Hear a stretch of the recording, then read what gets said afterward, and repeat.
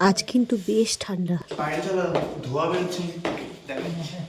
নমস্কার, সকলকে স্বাগত জানিয়ে আজকের ব্লগটা শুরু করছি। ব্লগটা যেখান থেকে দেখছেন আশা করি সবাই ভালো আছেন।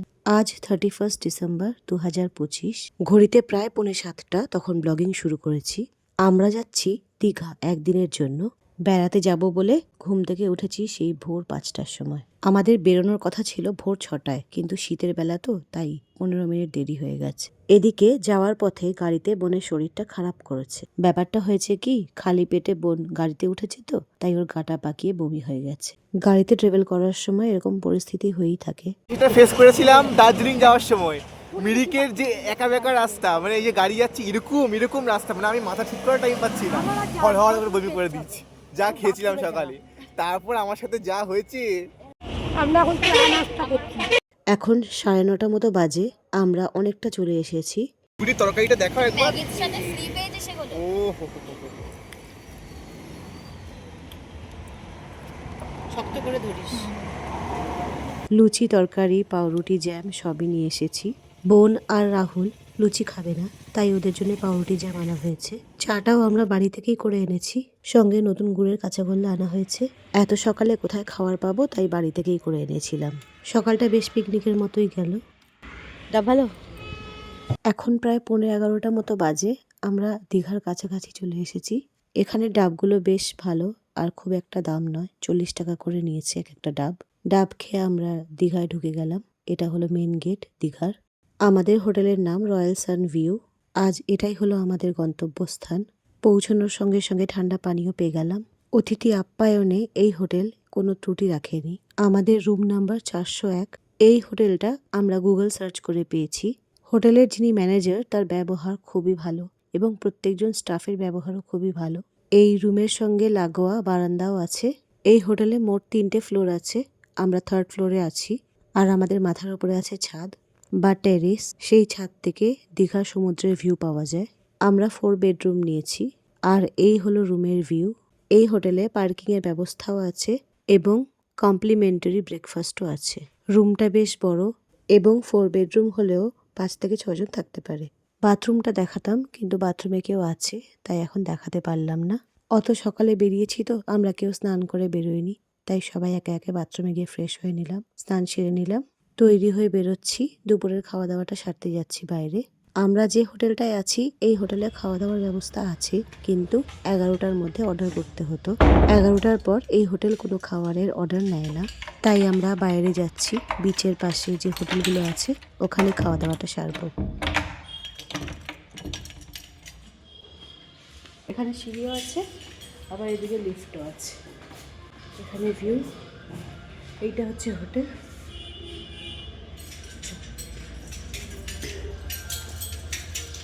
আমাদের হোটেলের ঠিক সামনের হোটেলটা হলো হোটেল সি অ্যান্ড স্যান্ড। এই হোটেলের ঠিকানাটা আমি দিয়ে দেবো, যদি কেউ আসতে চান যোগাযোগ করতে পারেন।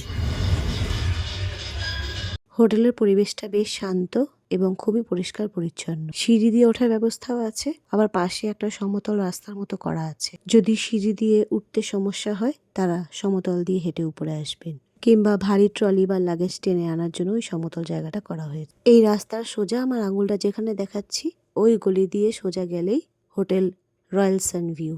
আমার পেছনেই সি কোস্ট। আমরা আছি ওল্ড দীঘাতে, ব্যারিস্টার কলোনি। বিচের ধারে যে দোকানগুলো আছে সেখানেই খেতে এসেছি। এখানে পাওয়া যায় থালি, নানা রকম থালি আছে। ফিশ থালি, এগ থালি, চিকেন থালি। থালির মধ্যে দিয়েছে ডাল, আলু ভাজা, ফুলকপির তরকারি, একটা পাঁচমিশালির মতো তরকারি, পেঁয়াজ, কাঁচা লঙ্কা, লেবু, শেষে চাটনি। তার সঙ্গে মাছ, মাংস, ডিম, আপনি যাই নেবেন। এই যে এটা হলো ওল্ড দীঘা বিচ। এই বিচের ঠিক উল্টো দিকে দোকানগুলো, পরপর সারি দিয়ে খাবারের দোকান। পর্যটকরা এখানে দীঘা মোহনা থেকে সরাসরি তাজা সামুদ্রিক মাছ কিনে এনে সর্ষে বাটা বা নারকেলের দুধ দিয়ে বিভিন্ন রকমের মাছ রান্না করতে দেয়। এখন আমরা যাচ্ছি বিচে। খাওয়া দাওয়া সেরে এসেছিলাম হোটেল রুমে একটু রেস্ট করতে। এখন আবার যাচ্ছি বিচে। সোয়েটার পরে নিয়েছি, বেশ ঠান্ডা এখানে।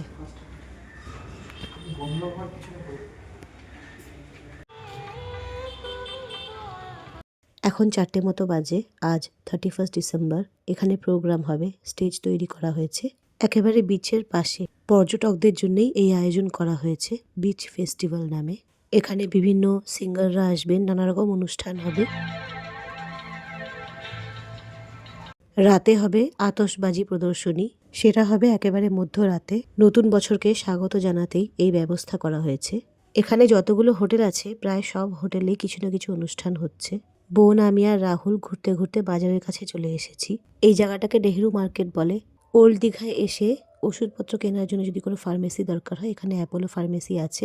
এখানে যে কালী মন্দির আছে ঠিক তার উল্টো দিকে ফার্মেসি। এখানে মিয়োমোর ছিল, মিয়োমোর থেকে আমরা সন্ধ্যাবেলার কিছু খাবার নিয়ে নিচ্ছি। বাবা মা হোটেল রুমে রেস্ট করছে, তাদের জন্যও কিছু খাবার নিয়ে নেব।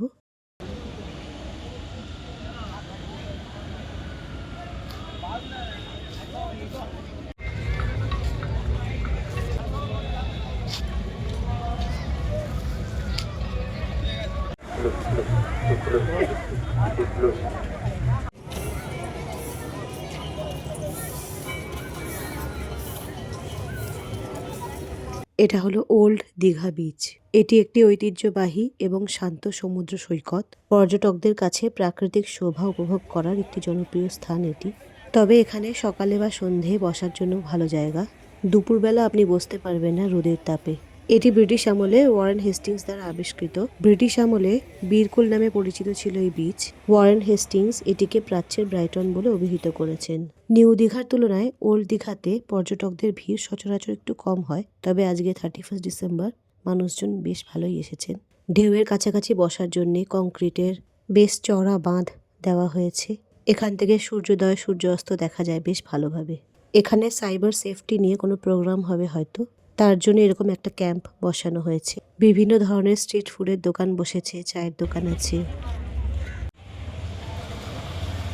প্রতিটা হোটেল টুনি লাইট দিয়ে সাজানো হয়েছে, রাতের দিকে বেশ ভালো লাগবে দেখতে। এখন রুমে যাচ্ছি, বাবা মাকে নিয়ে আবার একটু পরে বেরোবো।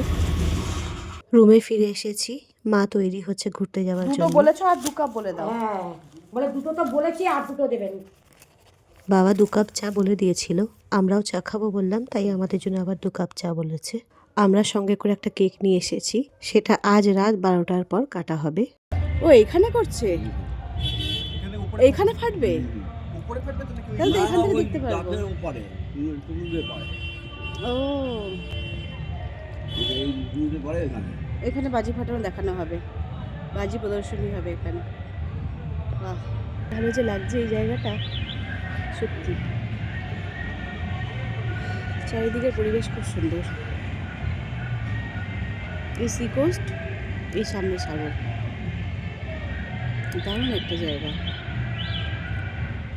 আমাদের চা এসে গেছে, খুব বেশি দাম নেয়নি জানেন, 1 কাপ চা 20 টাকা করে। আজ রাতের খাবারটা আমরা এখান থেকেই খাবো। তবে এই হোটেলের নিয়ম, সন্ধে 7টার আগে খাবারের অর্ডারগুলো দিয়ে দিতে হবে। বাইরেটা বেশ অন্ধকার হয়ে এসেছে, আর আলোগুলো জ্বালিয়েছে, কি ভালো লাগছে দেখুন। চারিদিকে গান বাজছে, আর এই আলোগুলো দেখে কি ভালো লাগছে। সিঁড়িগুলো আলো দিয়ে সুসজ্জিত করা, মনে হচ্ছে বিয়ে বাড়িতে এসেছি। চলুন রিসেপশনে গিয়ে খাবারটা আগে বলে দিই, না হলে রাতে আর খাবার পাবো না। এটা হলো রিসেপশন। এই হোটেল থেকে বিচের দূরত্ব খুব বেশি নয়, পায়ে হেঁটে 4 মিনিটের মতো সময় লাগবে। আর খাবার দাবারের দামও খুব একটা বেশি নয়। এই ভিডিওটা এখানেই এন্ড করছি, দেখা হচ্ছে পরের ভিডিওতে।